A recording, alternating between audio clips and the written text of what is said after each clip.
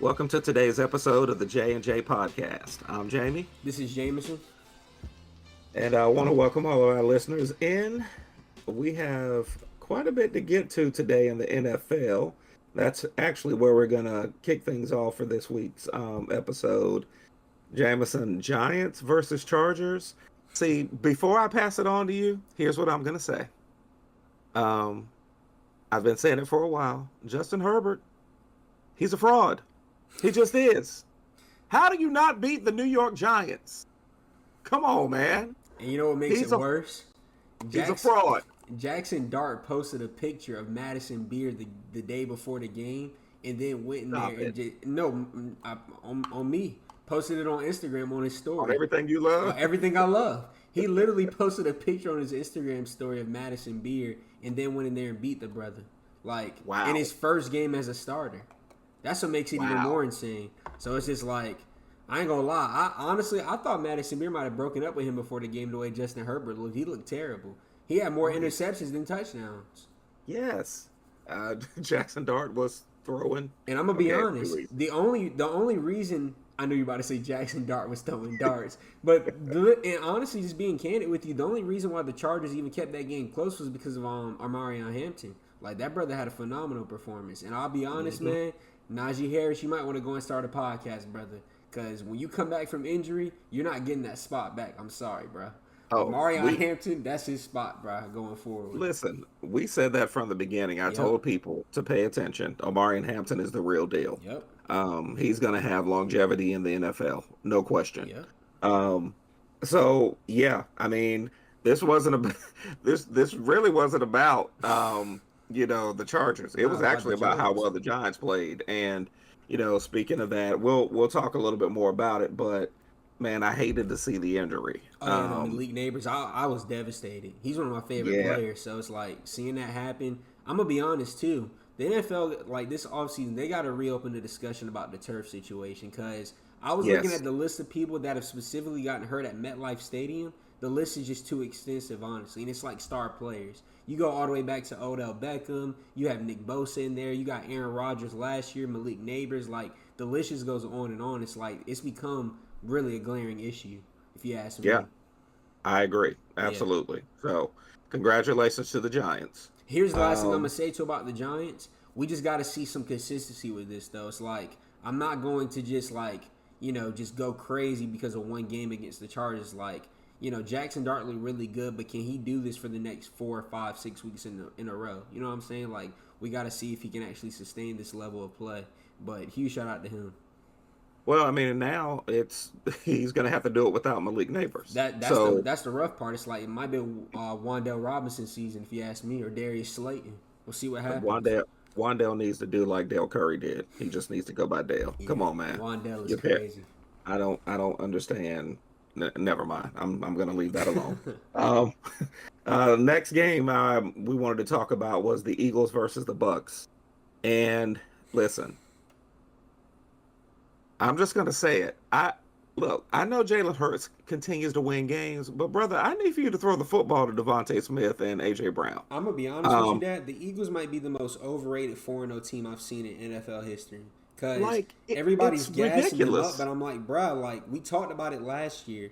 Come playoff time, you're going to have moments where you have to throw the football. And it's like, I'm going to be honest, too. Their run game has not been good. Saquon Barkley's had really one good game. That was against the Cowboys. Outside of that, the run game has been abysmal. They're only rushing touchdowns that come off the tush push. If you had, just looking at the stats and the numbers. So it's like, I get the Eagles' defense has been phenomenal. But at some point, the defense is not going to be able to carry and get you wins every single game, especially when the game slows down. It's more strategic play when you get to the playoff situations. And I get it, they're the reigning champs, but I'm like, bruh, you have A.J. Brown and Devontae Smith, and they get 4 targets total combined. That's unacceptable, bruh. It is completely unacceptable. And here's the thing. We even talked about it last week. We're saying how Jalen Hurts needed to throw the football. He did it last week, and then he goes right back to I'm like, seriously? Do you realize that part of the process of getting the ball down the field is to actually throw it? Yeah. You don't have to run every time, or he doesn't have to actually run every time, and you can actually throw a pass longer than 5 yards. Like, come on, man. this is it. This is becoming a little bit ridiculous. It is. And you know what the narrative always is about quarterbacks who can't throw, all they can do is run, and they're just really good athletes, et cetera, et cetera. Jalen Hurts can throw though. That's what's annoying. And that's my point. Yeah. I'm gonna need for this brother to throw the football. Like, throw it, man. And people been talking too, because AJ Brown has already been disgruntled and stuff. Like even that tweet that he posted after the game. And I'm gonna be honest, like I've heard people that are like, well, he can handle it behind the scenes. He did that last year. People forget, like he complained to Nick Sirianni. He complained publicly. He went in. It seemed like him and Jalen Hurts were beefing for a little bit throughout last season. It's like, and I remember the game specifically where Jalen Hurts threw the ball and then he came back to the media. He was like, is that what y'all wanted? I'm like, yeah, that is what we want, bruh. Like, we want AJ Brown to get touches. He is a top 5 to 10 wide receiver talent, and Dad, could you imagine if Justin Jefferson got 2 targets or Amon-Ra St. Brown? Like, these are playmakers. And here's my thing. Could you imagine if Lamar Jackson had A.J. Brown and Devontae Smith to throw the football to? Are you kidding me? Like, there are quarterbacks that will wish to have that wide receiver duo.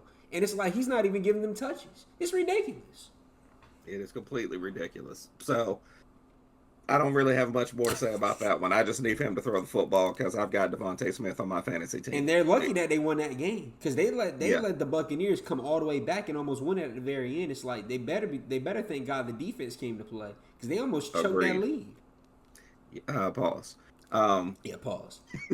Yeah. So moving on because I wanted to get to this game. I really, really did. I'm still frustrated.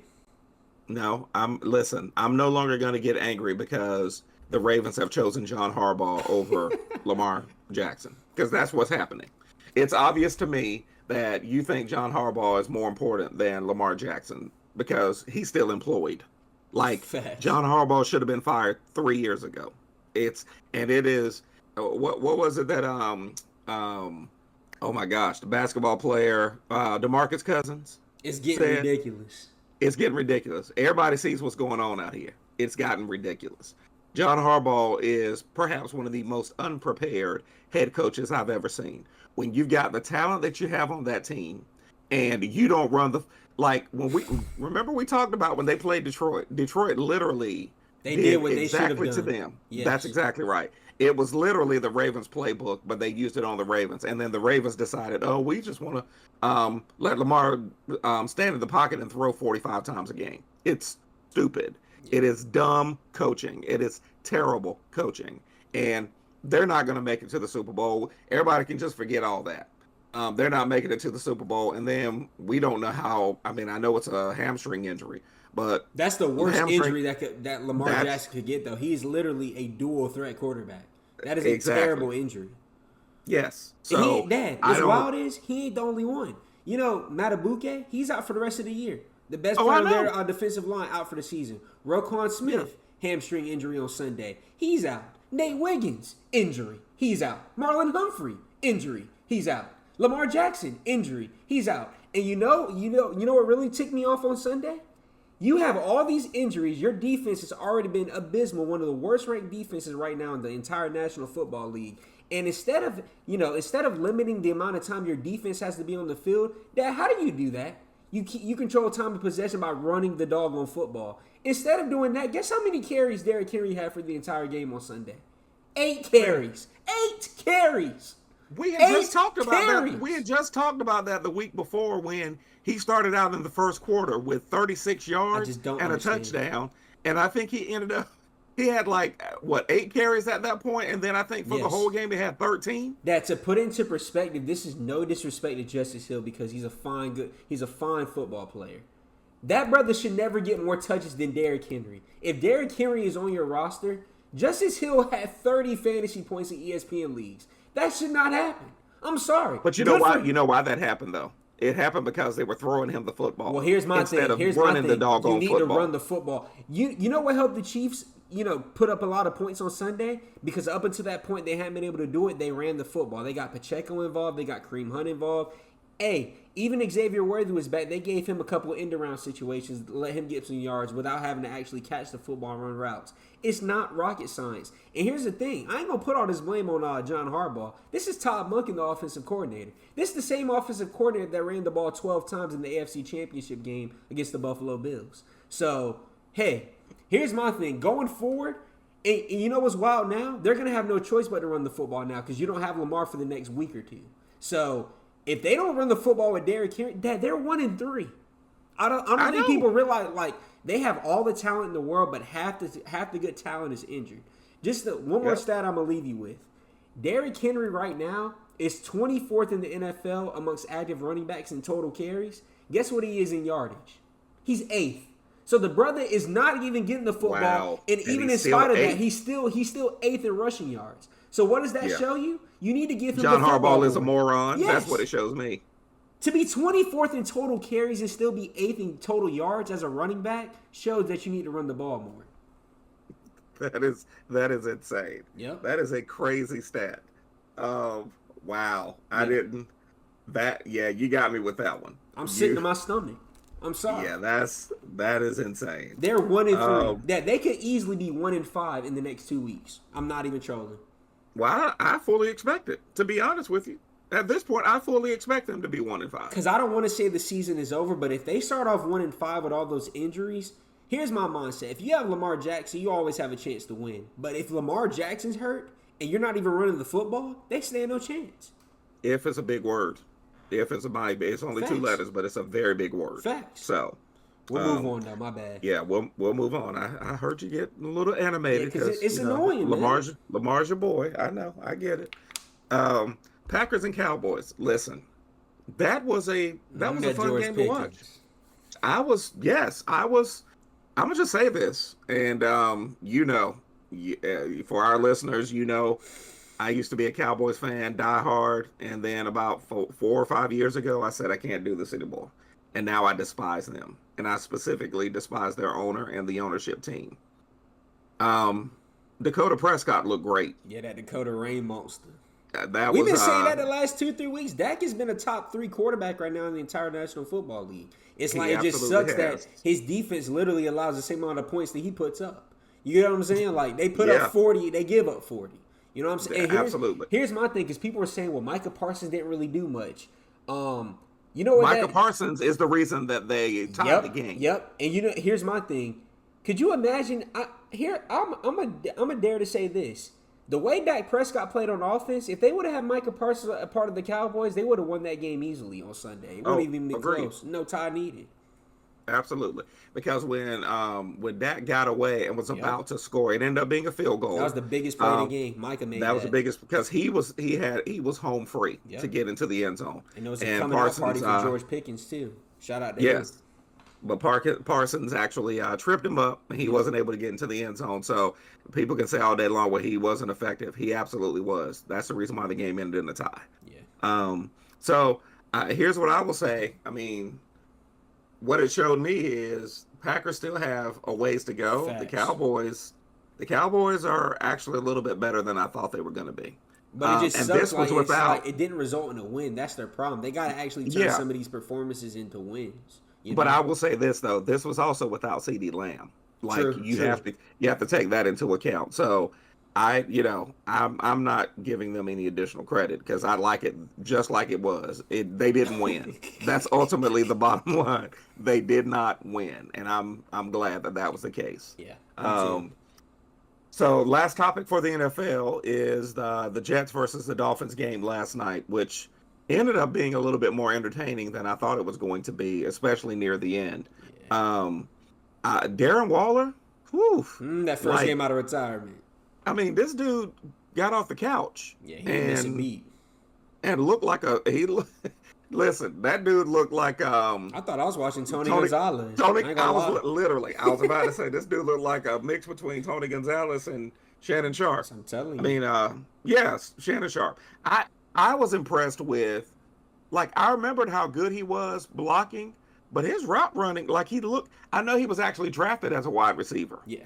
And he bulked up, but that dude runs actually really good routes to be a tight end. And and here's the thing, it's like, if he's available in your fantasy league, I'll go scoop him up because we're gonna I mean I guess we're gonna get to it now, but it's like prayers up for Tyreek Hill, man. That was one of the nastiest injuries I've ever seen in my life, and I really felt bad for him. It's like I get Tyreek Hill hasn't had the best last year with the Dolphins. There've been a lot of back and forth. Honestly, I thought he was gonna get traded this offseason, but it's like for him to go down like that.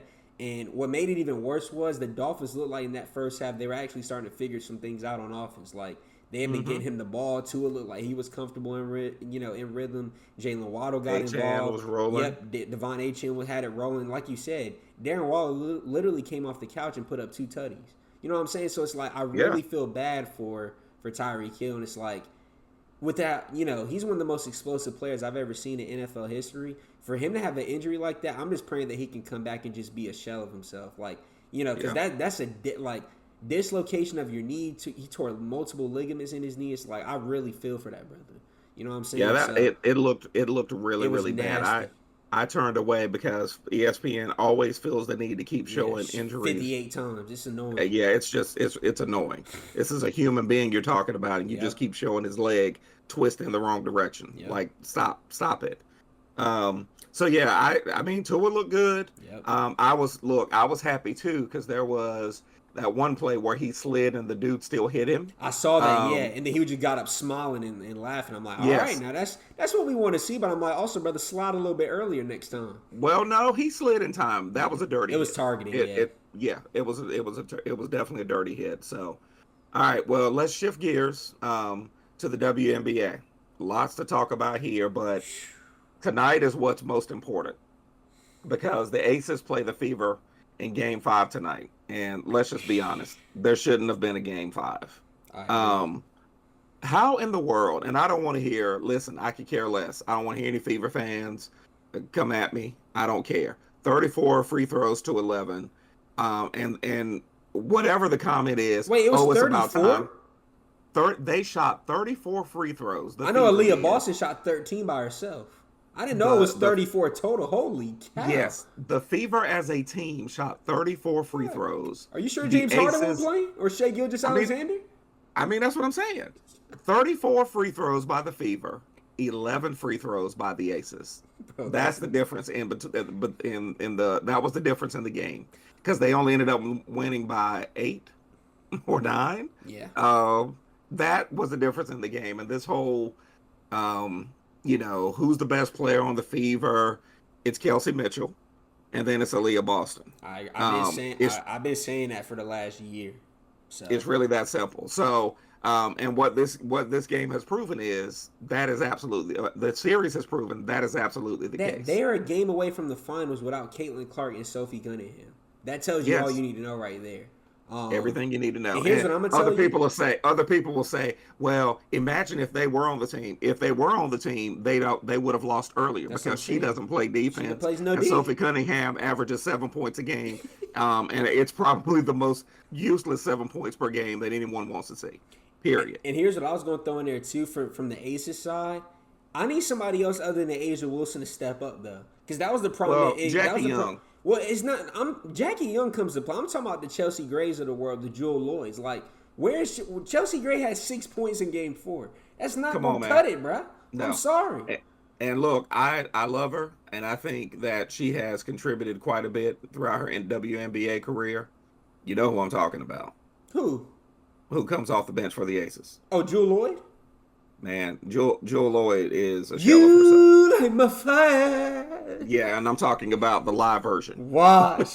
No, and what's sad is, too, you remember when they first made that trade for Kelsey Plum for her? I was like, man, it's going to be good for both teams. The Sparks fleeced them. Holy mother absolutely. of pearl. Jewel Lloyd, she went from little, because I was excited she played phenomenal and unrivaled. But even heading into the season, she was really good. I remember her and Skylar Diggins would add some games. It was really good basketball. I'm like, she's going to be a perfect fit for the Aces. She went from that to coming off the bench and still doing nothing. Like, I was like, maybe she can have that Manu, Lou Will, Jamal Crawford role. She ain't been able to do that either. It's bad ball. She has really disappointed me. Hopefully she can get it together. Because they're going to need her to beat their fourth best player should be Jewel Lloyd, but it's been Dana Evans, if I'm being honest. It absolutely has. You know what I'm saying? And Nalissa Smith, she's been really good. listen, Gustafsson has played better than Joel Yeah. Lloyd has. I mean, she has, and that's saying a lot. It's the truth, man. That's why she's It's getting more literally the minutes. truth. Yeah. Yes, it is simply the truth. So, because I'm telling you, if they don't have a third or fourth option, they're gonna lose tonight. And the one plus for them is it is at home for the Aces. But here's I'm telling you right now, if the Aces do not win this game, I'm not watching a minute of the finals. I'm not trying to watch the Phoenix Merc because I feel like we're getting robbed. First of all, I really want to see Nafisa versus Asia Wilson. So it's like we're already not gonna get to see Nafisa. Prayers up to her. Like we'll get to her in a second. But the fact we're already not getting to see the Lynx is like if we have to see the Fever versus the doggone Mercury, I'm not watching a second of it. I'm sorry. Agreed. Speaking of Nafisa, nice segue. Yeah. Boy, she had a lot to say, didn't she? Good for her. I loved it. So I loved it, but I'm also like, if you're gonna say it all with your chest. Don't say leadership. Say who it is. You talk to Kathy. What's her name? Ingle. Yeah, it's Kathy. I just call her Kathy. Yeah, that's all Kathy. she gets from me. Well, everybody, look, everything that she said, everybody agreed with. I just wanted to go ahead and say it, and just come all out with it because it's the truth. She has done a disservice to the WNBA.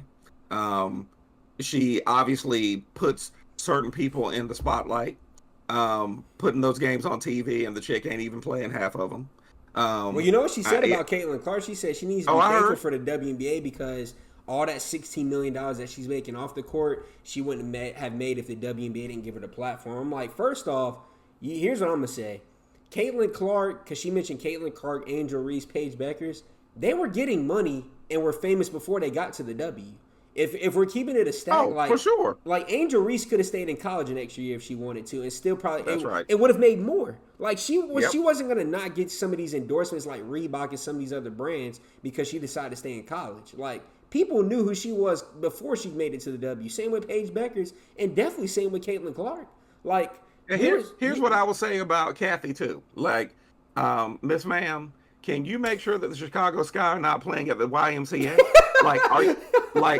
You need to get your stuff together rather than talking about what the league has done. No, your league needs to get fixed. And you've done a terrible job of aligning it. The officiating, Nafisa Collier is absolutely right. Now, I'm sure she's a little bit salty. I'm just going to say it now. Wasn't a foul. It just wasn't. Yeah, it was. It was just a freak play, though. But it was a freak play. But here's what I'm going to say. She can bring up the officiating because of the way they got hold against the Liberty last year, though. I am fine with that. Agreed. That was they got done dirty bad in that game. We talked about it still to this day.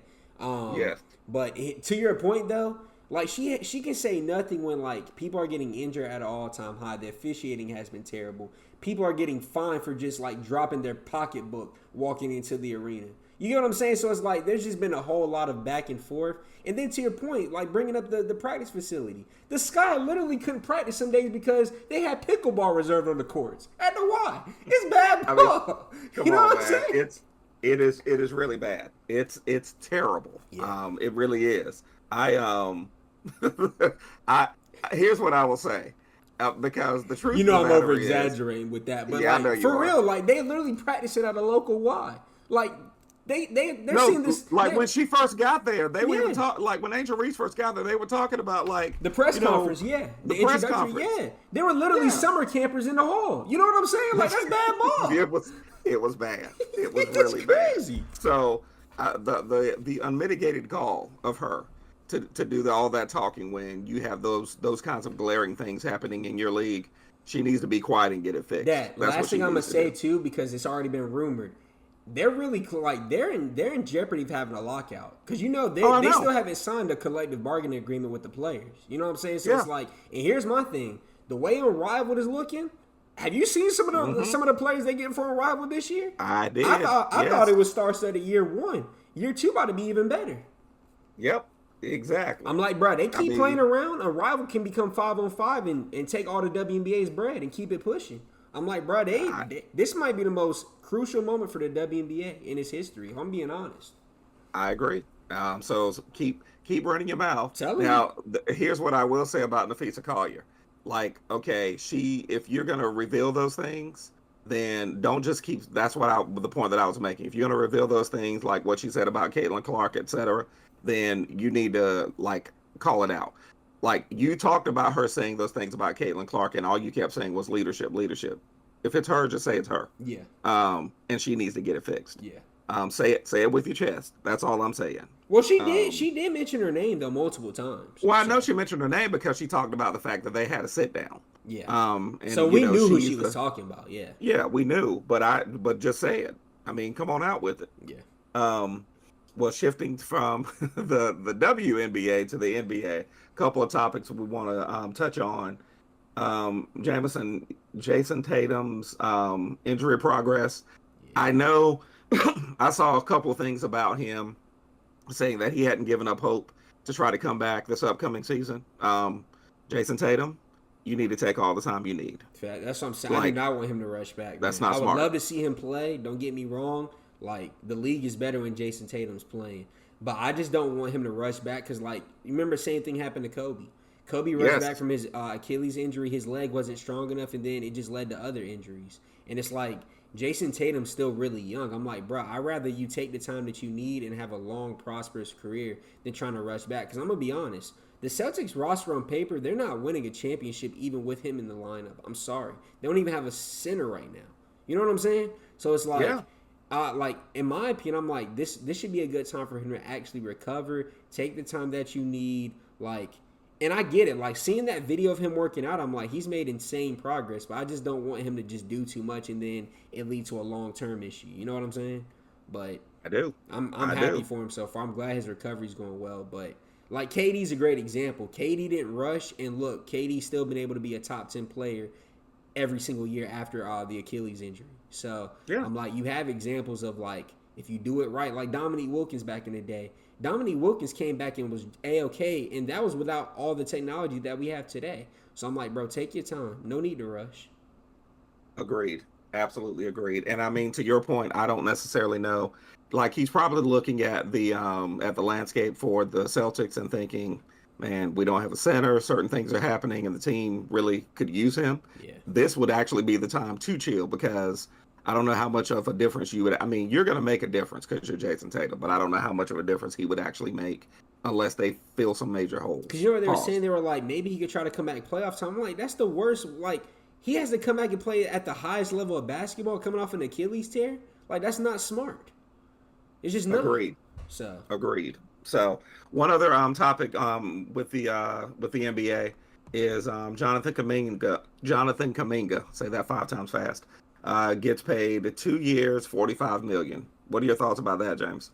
I'm gonna be honest, it was well overdue. Like, here's my thing: if the Warriors are gonna lowball him like that, he should have just signed that contract 2.5 months ago. Because all the back and forth I've heard throughout free agency and just the contract period between him and his agent and the Warriors, I'm like, the fact that he did all this and only got, and I'm saying like 22 mil, it's like comparatively though, looking at some of the other players that got paid like a Josh Giddey, I'm like, I feel like Kuminga could have gotten, honestly, a lot more.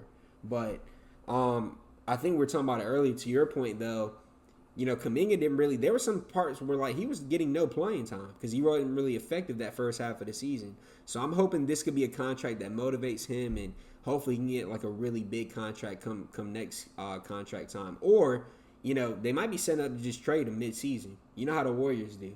You know what I'm saying? So we'll see what happens. Here's what I will say. Because I was thinking about the fact that, they did kind of lowball him and he's been holding out. I'll be honest with you. He probably wasn't getting any major deals from anybody else. Yeah. And, sometimes it's better to dance with the devil that than a completely different devil. I mean, you know what I mean? And let's just be honest. He's going to help that team. But even when he started, he didn't necessarily impact winning. I think there's some areas of his game he definitely needs to get better at. But I think it was actually a steal for the Warriors when you think about it. Yeah. So now that they've got Al Horford, it'll be interesting to see. Well, ladies and gentlemen, we want to reintroduce someone that has been gone for a while, but he is actually back this week. Zach is in the building. And Zach, say hello to everybody. Hey everybody, how's everybody doing? It's good to be back. Thank y'all for having me. Don't call it a comeback. You've been here for years. No, let me stop. Well, we're almost wrapping up this episode, but we want to go back a little bit to the very beginning and let Zach introduce the moving the needle segment. So, Zach, do your thing. Yes, sir. It feels good to be back. I'll just pass it right back to you. You can start, sir. What moved the needle for you this week? So, what moved the needle for me this week is the fact that the Cleveland Browns are a poverty organization. It really moved the needle for me this week. And it moved the needle so much because I'm looking at Joe Flacco, literally out there, 97 years old. He was literally handing the ball off to Jim Brown. And you then have the likes of Rex Ryan, who is 127 years old himself, has the audacity to say, if I was Shedeur Sanders, I would be embarrassed. What does Shedeur have to do with the fact that he's not the starter? He's the what, fourth string or third string? Fourth string quarterback. Yet Rex Ryan felt the need to call out Shedeur Sanders. I don't understand it. So I'm just going to simply say what moved the needle for me is how piss poor the Cleveland Browns organization is run. They are a poverty franchise, and they'll never be good again. So that's what moved the needle for me this week. Jameson, what moved the needle for you? I'm gonna be honest. We talked about it last week. I thought the Panthers are gonna keep pounding, not get pounded.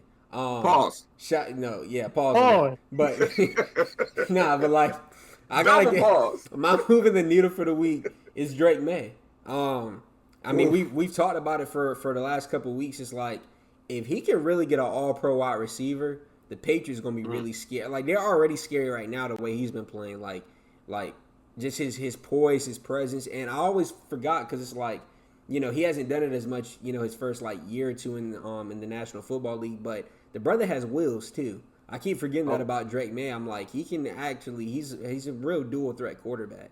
So I've just been really impressed with his play and the fact that like the Panthers are riding that high of a 30-0 win against the Falcons just get absolutely mollywopped. Like I remember I turned that game on and I thought I literally had to clean my glasses. I saw the score was 42-0. I was like, this got to be fake. Like I'm seeing stuff, but no, real talk. They beat them 42-13, and it was just absolutely, just literally a mollywhopping. It was that simple. Look, Zach, we're gonna let you close it out, but I'm gonna say this one last thing. Drake May might end up being the best quarterback taken in that draft. Yeah. Listen, Omarion Hampton, Drake May, and what do they have in common? Tar Heels. Them Tar Heels. So I really believe, to your point, I mean, who are the wide receivers for the Patriots? You tell me. That's what I'm saying. Stephon Diggs? Shout out Cardi B. Okay, that's hilarious. R&B singer names. Drake and Omarion. That is hilarious.